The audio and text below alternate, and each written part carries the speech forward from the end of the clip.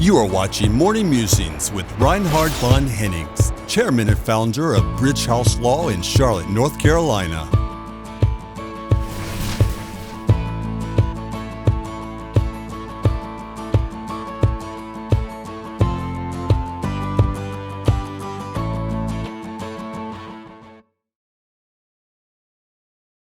What are bad spaniels? Hello, this is Reinhard von Hennigs. Bad spaniels are dog toys. They are in the size and the shape of a Jack Daniels bottle, and they bear the familiar-looking brand label, which reads Bad Spaniels instead of Jack Daniels. The United States Supreme Court heard arguments last week in this case, where the real core question is how the First Amendment trademark principles should apply to a dog toy which pokes fun at Jack Daniels whiskey. The case was referred to from a lower court, the United States Court of Appeals for the Ninth District, and they spent some time in analyzing the reasoning of the famous case Rogers versus Grimaldi. During the oral argument, the justices showed different emotions, and it seems to be that Justices Kagan, Brown-Jackson, and Sotomayor appeared to be sympathetic to Jack Daniels' arguments, suggesting the toy was an ordinary commercial product using a mark as a source identifier, and that the Ninth Circuit had made a mistake. Justice Alito questioned whether any reasonable person would even think that Jack Daniels might have approved such a toy dog and such a usage of their brand. Despite some support for the toy talk, most of the argument at the US Supreme Court focused on whether it qualifies for the protection under the so-called Rogers test, which creates an exception for the trademark statute for expressive speech. Now you may ask, what is excessive speech? The Rogers case, which was cited, was used to clarify the standard to identify what trademark use in a word or in entertainment is a protected form of expression under the First Amendment. The test, as we know it, comes down to 2 points. Is it artistic, and is it artistically relevant to the work, meaning that the trademark is being used as a part of the art?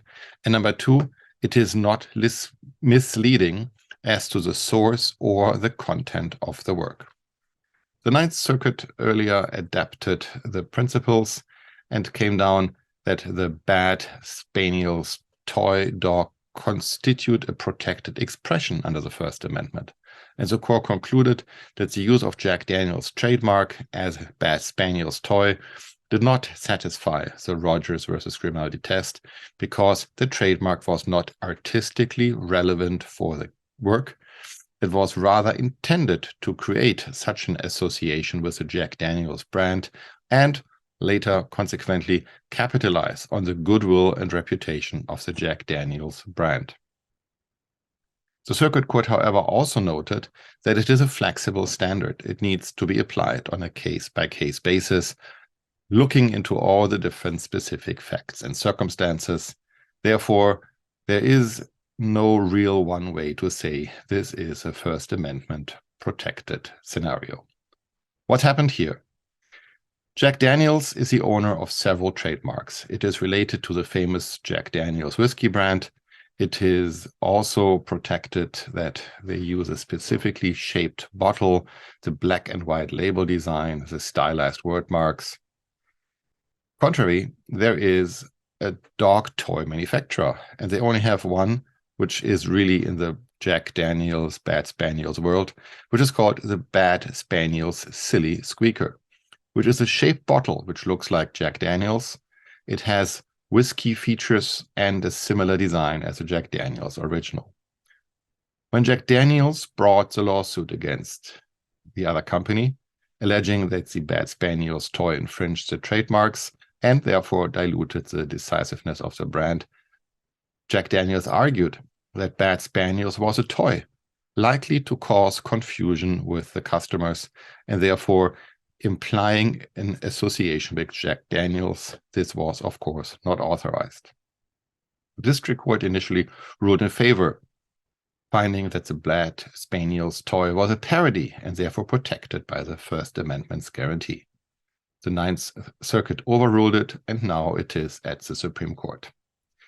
In the decision, and the key takeaways for you as business owners are the following. Where the United States Supreme Court will end up deciding, the key way for you as a business owner should be that when you have a trademark, it is your right and also your obligation to protect your trademark from unauthorized use. Any commercial products which are trying to capitalize on the goodwill of your brand are not protected by the First Amendment guarantee of free speech. Businesses should be, on the other hand, be very careful when using trademarks of other companies. The First Amendment freedom of speech exception does not apply, and everybody should be aware that the best way to run a successful company is to protect your trademark and to stand up against anybody who infringes against the trademark. Whether you're a private citizen, an international business leader, or simply someone eager to stay on top of the latest news, this book is a great way to get caught up on the most recent developments in the worlds of international business, tax, politics, and social affairs.